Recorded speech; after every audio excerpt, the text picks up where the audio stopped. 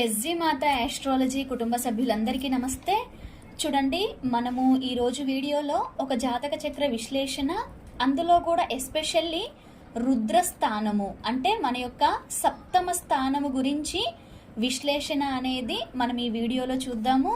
స్పెసిఫిక్గా ఈ జాతకాన్ని తీసుకోవడానికి గల కారణము, మనకి ఒక మంచి దశానుకూలత, ఒక మంచి గ్రహానుకూలత అండ్ చాలా స్థానాలు చాలా బాగున్నప్పటికీ కూడా మన గురువు గారు ఏదైతే సప్రమాణ జ్యోతిష్సారంలో రుద్రస్థానము అంటే సప్తమ స్థానం యొక్క విశ్లేషణలో చాలా చక్కగా తెలియజేశారు. సప్తమంలో శుభగ్రహం ఉండడం చూడడం ఒక జాతకానికి ఎంత బలమో, కనీసంలో కనీసం పాపగ్రహం ఉన్నా చూసినా మంచిదే గాని సప్తమ భావం మాత్రము ఖాళీగా ఉంటే చాలా ఇబ్బందులు పడాల్సి వస్తుంది అనేసి.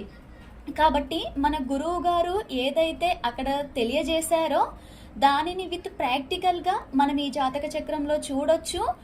అండ్ దశానుకూలత గ్రహానుకూలత ఉన్నప్పటికీ కూడా ఓకే. కాబట్టి మన ఆస్ట్రాలజీ లెర్నర్స్కి ఈ చార్ట్ అనేది చాలా బాగా హెల్ప్ అవుతుంది. సో చూడండి, నేను ఈ జాతకుడి యొక్క బర్త్ డీటెయిల్స్ ఇవ్వట్లేదు, బట్ ఇంకా పూర్తి డీటెయిల్స్ అయితే ఇక్కడ ఇచ్చాను. చూడండి, తనది మేష లగ్నంలో జననం జరిగింది. పుష్యమి నక్షత్రం 2వ పాదంలో పుట్టారు. పుష్యమి నక్షత్రము అనేది మనందరికీ తెలుసు, శని మహర్దశతో జీవితం ప్రారంభమవుతుంది అనేసి. సో ఆ పుష్యమి 2లో పుట్టారు కాబట్టి శని యొక్క దశని చిన్నతనంలో 30% మాత్రమే అనుభవించారు. 70% ఇక జీవితాంతం బ్యాలెన్స్గా ఉంటుంది. మేష లగ్నానికి శుభగ్రహాలు, పాపగ్రహాలు. శుభగ్రహాలు వచ్చి సూర్య, చంద్ర, కుజ, గురు, కేతు. అండ్ పాపగ్రహాలు వచ్చి శని, బుధ, శుక్ర, రాహు. సో అందులో ఆల్రెడీ పాపగ్రహ దశలో జననం జరిగి 30%ని కంప్లీట్ చేసుకున్న 70%తో జీవితాంతం శాటర్న్ మాత్రం మిగులుతున్నాడు.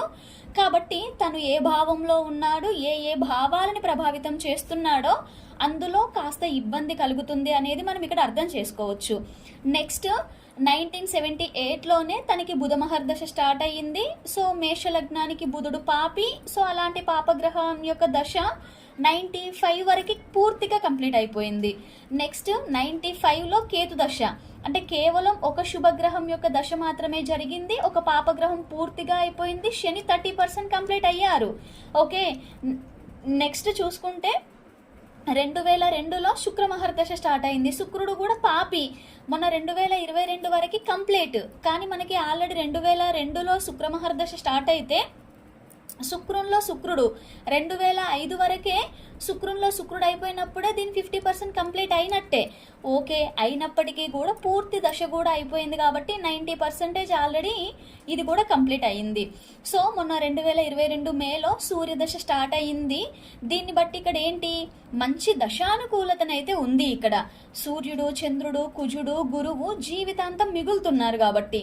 సో ఇప్పుడు సూర్యుడు స్టార్ట్ అయినా కూడా చాలా వరకు అంటే వయస్సు చాలా గడిచిన తర్వాతనే వచ్చాడు కాబట్టి చాలా హ్యాపీనే. సో మరి జాతకంలో గనక చూసుకున్నట్లయితే చూడండి, మనకి మేష లగ్నానికి 4లో చంద్రుడు ఉన్నాడు. చతుర్థాధిపతి చతుర్థంలో శుభగ్రహంగా, డిగ్రీస్ కూడా చూడండి ఎంత చక్కగా ఉన్నాయో. తనకి మంచి అంటే గ్రహ బలం కూడా చాలా మంచిగా ఉంది అని అర్థం. సో 4లో చంద్రుడు ఉన్నాడు అండ్ 10లో సూర్యుడు 1 డిగ్రీలో బలంగా ఉన్నారు. ఓకే, బుధుడు కూడా 10లో ఉన్నప్పటికీ 1978లోనే తనకి బుధ మహర్దశ స్టార్ట్ అవ్వడము, కేవలం 3 ఏళ్లలో దాని యొక్క బలం కోల్పోవడము. ఎటు చూసుకున్న గ్రహ యుద్ధంలో సూర్యుడే విన్ అయినప్పటికీ ఆ బుధుడు యొక్క బలం కూడా చాలా చిన్నతనంలో కంప్లీట్ అయ్యేసరికి ఏంటి, ఇక్కడ 4, 10 ఈ 2 భావాలు మాత్రము 2 రాజగ్రహాలతో చాలా అంటే చాలా ఎక్సలెంట్గా ఉంది అనేది మనం ఇక్కడ అర్థం చేసుకోవచ్చు. అండ్ గ్రహం యొక్క డిగ్రీలు, సూర్యుడు సూర్య అంశలో బలంగా ఉన్నారు. ఓకే, కాబట్టి చాలా చక్కగా ఉంది. చంద్రుడు కూడా గురు అంశలో ఉన్నారు. సో సూర్య చంద్రులు ఈ కలియుగానికి మనకి ఏదైతే చాలా ముఖ్యము చెప్పుకున్నటువంటి 4, 10 2 కేంద్ర స్థానాలని ప్రభావితం చేస్తూ మంచి సంపాదన అండ్ గవర్నమెంట్ జాబ్, సో దానిలో చాలా మంచి ప్రమోషన్స్, ఇంక్రిమెంట్స్, సో ఇవన్నీ అండ్ గృహ సౌఖ్యము, ఇవన్నీ కూడా చాలా బాగున్నాయి. మనకి కారకత్వాలన్నీ తెలుసు. అందున రాజగ్రహాలంటేనే అవి ఇచ్చేవి చాలా అద్భుతంగా ఉంటాయి. సో ఆ అద్భుతాన్ని కూడా మనిషి ఆస్వాదించగలుగుతాడు. ఓకే, సో నెక్స్ట్ చూసుకున్నట్లయితే చూడండి, గురువు పంచమంలో ఉన్నారు, తన స్వంత అంశలో ఉన్నారు. ఎంత ఎక్సలెంట్గా ఉంది. నవమాధిపతి పంచమంలో ఉండడము, అందున కోణస్థానంలో ఉండడము, పంచమంలో ఉండే అటువంటి గురువు ఇటు నవమాన్ని, ఇటు లాభస్థానాన్ని, ఇటు లగ్నాన్ని ప్రభావితం చేస్తారు. అండ్ శని మహర్దశలో పుట్టిన వ్యక్తికి గురుదశ అసలు వస్తుందా? రాదు కూడా. సో అలాంటి చాలా ముఖ్యమైన ప్లానెట్ చాలా అంటే చాలా ఎక్సలెంట్ స్థానంలో స్వంత అంశలో ఉన్నారు. కాబట్టి ఇది చాలా చాలా ముఖ్యం. ఎందుకు అంటే మనకి 4-10 స్థానాలు ఎంత బాగున్నా కూడా మన బుద్ధి, మన స్వభావము, మన ఆలోచించే విధానము ఇవన్నీ బాగున్నప్పుడే కదా వాటిని కూడా చాలా చక్కగా ఆస్వాదించిన ఫీలింగ్ వస్తుంది. అందున నవమాధిపతి పంచమంలో ఉండడము సాక్షాత్తు దైవమే మన ఆలోచనల్లో ఒకలాంటి పాజిటివిటీని ఇస్తారు అని అర్థం. కాబట్టి ఇది ఫైన్. అండ్ కుజుడు చూడండి ఇక్కడ 11 డిగ్రీల్లో మళ్ళీ గురు అంశలో 11th హౌస్లో లగ్నాధిపతి అష్టమాధిపతి లాభంలో ఉండడము అనేది మంచి యోగం. ఎందుకు లగ్నాధిపతి లాభంలో ఉన్నాడు అంటే ఎన్ని రకాల హెల్త్ ఇష్యూస్ వచ్చినా 6వ స్థానం పోయినప్పుడు వాళ్ళు సడన్ గా మంచిగా కోలుకుంటారు. ఆకస్మిక ఆరోగ్య లాభము అండ్ 8th లార్డ్ అయ్యారు కాబట్టి ఆకస్మిక ఆయుష్ లాభము. సో ఎటు చూసినా లగ్నాధిపతి లాభము అనేది మంచి యోగము. అందున ఆయన 11 డిగ్రీలో అంటే గురు అంశలో ఉన్నారు. సో 11లో ఉంటూ ఇటు 2ని, ఇటు 5ని, ఇటు 6ని. సో 5వ స్థానము అనేది 2 శుభగ్రహాల కలయికతో ఉన్నట్టుగా ఇక్కడ. ఓకే, లగ్న నవమాధిపతుల కలయిక పంచమం మీద ఉంది. అండ్ పంచమాధిపతి అయిన సూర్యుడు కూడా చాలా బాగున్నారు.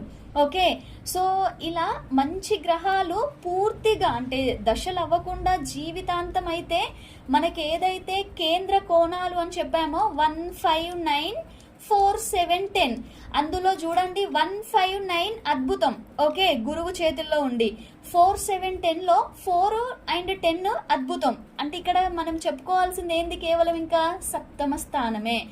అంటే ఇంత మంచిగా ఉంటూ అండ్ ఆయా గ్రహాలు కూడా వాటి స్వ అండ్ మిత్ర అంశలో బలంగా ఉంటూ మంచి దశానుకూలత ఉన్నప్పటికీ సో మిగిలిన పాపగ్రహాలు చూడండి ఇక్కడ రాహువు ఇప్పుడప్పుడే రారు. రాహు ఒక్కడు మాత్రం పాపిగా చాలా బలంగా ఉంటున్నారు. శాటర్న్ ఆల్సో 70% బలంగా ఉంటున్నారు.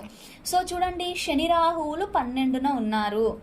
ఓకే, సో 12లో ఉండే శని ఏం చేస్తాడు? ఇటు 2ని నెగటివ్ చేస్తాడు అండ్ 6th హౌస్ని అండ్ 9వ స్థానాన్ని.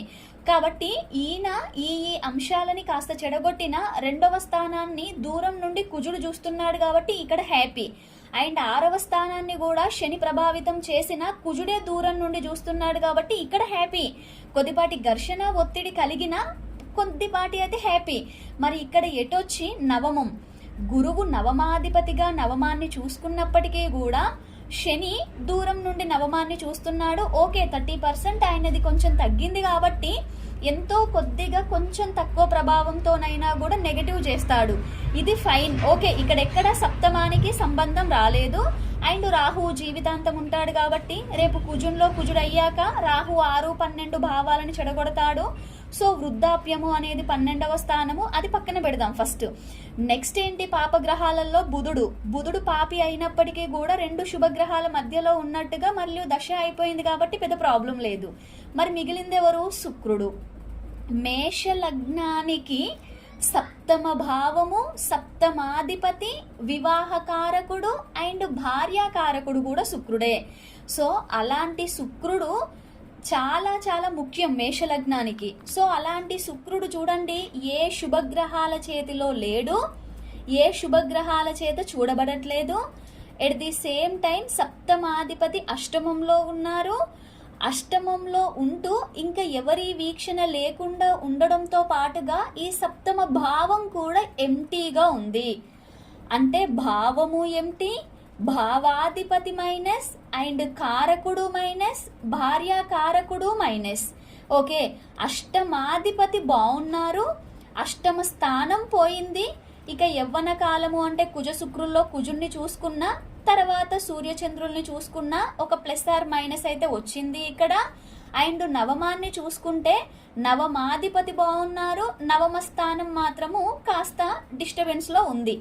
సో ఇలా ఉన్నప్పటికీ కూడా చూడండి అన్నీ ఉన్నాయి జాతకుడికి, కానీ సప్తమ భావము ఎప్పుడైతే తటస్థంగా ఉందో సో ఏంటి జీవిత భాగస్వామి అండ్ వివాహ స్థానము అండ్ మనము తీసుకునే ఆహారము, మనము నిద్రించే నిద్ర, సో మనిషి ఎంత చేసినా వీటి విషయంగానే ఆధారపడతారు అని గురువు గారు మనకి ఆల్రెడీ అక్కడ చెప్పకనే చెప్పారు. అండ్ మనందరం కోరుకునేది కూడా 4-10 ఎంత కంఫర్ట్స్ ఉన్నా కూడా సప్తమము అనేది చాలా ముఖ్యము.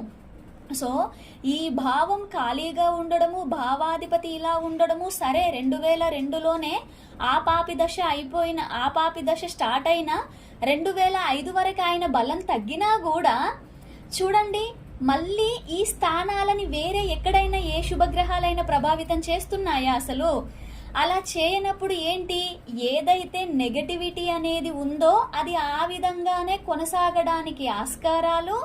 సప్తమాధిపతి అష్టమంలో కాబట్టి ఏంటి, ఇక్కడ ఈ నవమ స్థానాన్ని కూడా గురువు చూడకుండా ఉండడము అండ్ నవమాధిపతి అయిన గురువుని గనక శని తన కంట్రోల్లో ఉంచడము, అష్టమాధిపతి అయిన కుజుడి దశ ఒకవేళ చిన్నతనంలో గనక అయిపోతే అసలు ఈ జాతకుడు వివాహమే చేసుకోను అనే దానిలో చాలా క్లారిటీగా ఉండేవారు అండ్ వివాహం జరగకపోయేది. కాబట్టి అది ఒకలా ఉండేది. సో దానివల్ల ఇబ్బందులు రాకుండా ఉండేవి, చేసుకోలేదు అనేటువంటి ఎదుటి వాళ్ళు మాత్రము అనుకునేవారు అన్నీ ఉన్నా కూడా.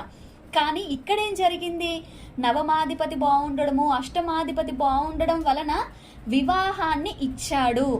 కానీ ఇచ్చినప్పటికీ కూడా పూర్తి అసంతృప్తికరమైనటువంటి జీవిత భాగస్వామి అండ్ ఇప్పటికీ కూడా చాలా చాలా టార్చర్, నా వివాహము నా మరణతుల్యమైంది అనే విధంగా ఉండే విధంగా ఈ జాతకుడికి అన్నీ ఉన్నా కూడా ప్రశాంతత లేకుండా తన వైవాహిక జీవితము తన భార్య వలన చాలా ఇబ్బందులు పడడానికి ఆస్కారాలు ఉన్నాయి. ఈవెన్ దశ అయిపోయినా కూడా. ఎందుకు అంటే ఇంకే పాజిటివ్ గ్రహాలు ప్రభావితం చేయట్లేదు కాబట్టి.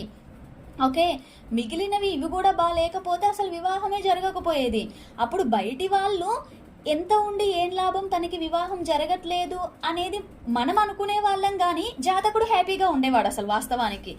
కానీ ఇక్కడేంటి, కాస్త అష్టమాధిపతి నవమాధిపతి వలన వివాహం జరిపించి వైవాహిక జీవితంలోకి ప్రవేశం జరిగి పూర్తి అసంతృప్తికరమైనటువంటి ఆ వైవాహిక జీవితాన్ని తను టార్చర్గా ఫీల్ అయ్యే విధంగా ఇక్కడ జాతకం అనేది చూపిస్తుంది. And at the same time కూడా చూడండి, రేపు సూర్యదశ అవుతుంది. ఓకే, ఈ దశ ఉన్నన్ని రోజులు తన ప్రొఫెషన్ లైఫ్ అనేది ఉంటుంది. తన రిటైర్మెంట్ వచ్చేదాకా ఈ 4-10 సపోర్ట్ చేస్తున్నాయి.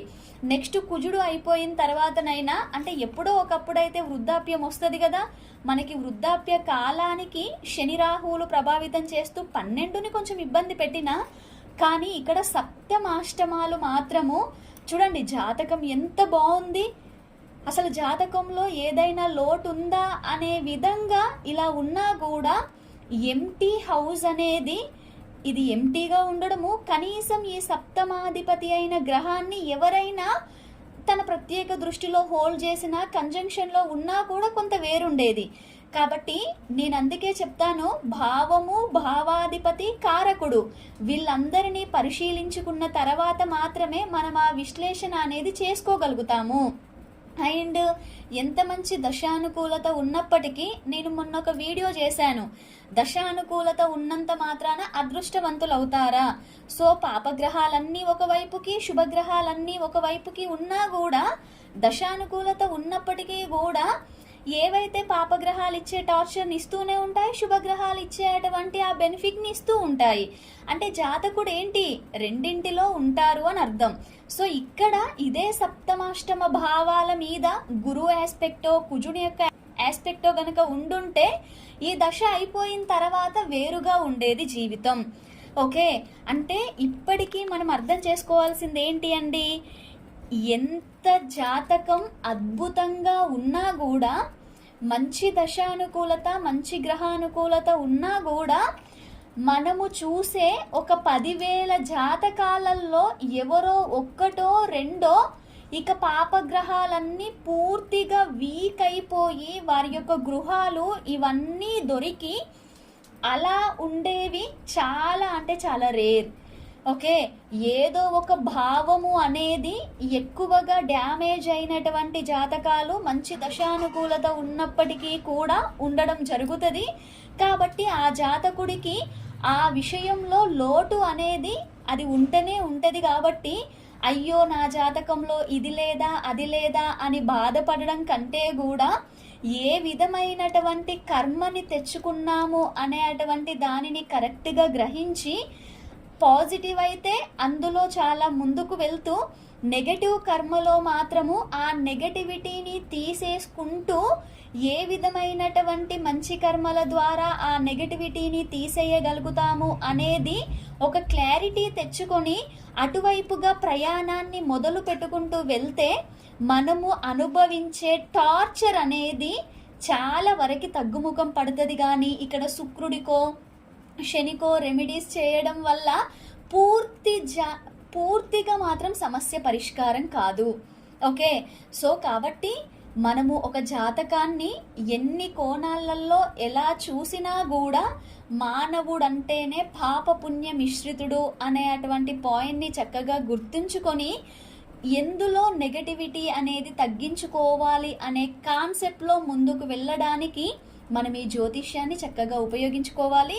సో మన యొక్క లర్నర్స్కి దీని యొక్క విశ్లేషణ చాలా హెల్ప్ అవుతుంది అని అనుకుంటాను. సో ఒకవేళ ఇలాంటి జాతకుడికి వచ్చే స్పౌస్ గనక వారి యొక్క జాతకం ఎలా ఉంటే మ్యాచ్ చేయొచ్చు అనేది కూడా ఇక్కడ ఇంకొక మనకి మంచి పాయింట్ అని చెప్పుకోవచ్చు. సో అదందరూ కూడా మీకు చాలా వరకు ఉండేటువంటి ఇంట్రెస్ట్ అండ్ మీ యొక్క అమూల్యమైనటువంటి సమాధానాలని కూడా మీరు హ్యాపీగా కామెంట్లో కానీ మీరు తెలియజేయవచ్చు. లేదు అంటే మీకు మీరుగా అనాలిసిస్ చేసుకోవచ్చు. ఎందుకంటే ఇది చాలా పెద్దవారి జాతకమే అయినా మరి ఇప్పుడు ఈ రోజుల్లో కూడా ఇలా ఉండేవారి జాతకాలు మనకు వచ్చినప్పుడు మనము మ్యాచ్ మేకింగ్ ఎలా చేయాలి ఓకే అనే విషయాన్ని కూడా మీరు చాలా అర్థం చేసుకుంటే మనం ఇప్పుడు ఇది నేర్చుకున్నందుకు కాస్త ఫలితం ఉంటుంది అని అర్థం. ఓకేనా? సో ఓకే అండి, థ్యాంక్స్ ఫర్ వాచింగ్.